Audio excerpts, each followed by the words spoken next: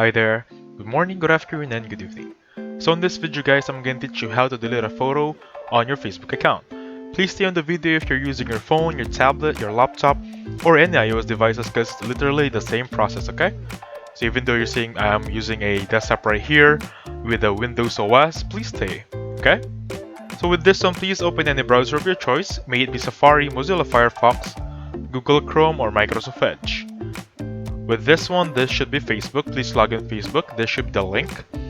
And with this one, make sure you go to your profile first, okay? Click on your profile. So this should be the landing page of your profile account or your Facebook account. You can see your name right there. You can see your friends, your photos, your posts right here, okay? And with this one, how to delete a photo, there are two ways I'm going to teach you right now. First of all, the very basic one is going to be going to photo section right there. Choose any photo you want to delete and then simply clicking on the three dots, or with this one, it's going to be on here.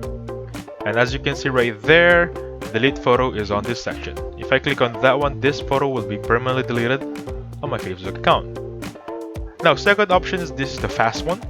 So as you can see, I uploaded them as a post earlier. So simply click on the three dots right there.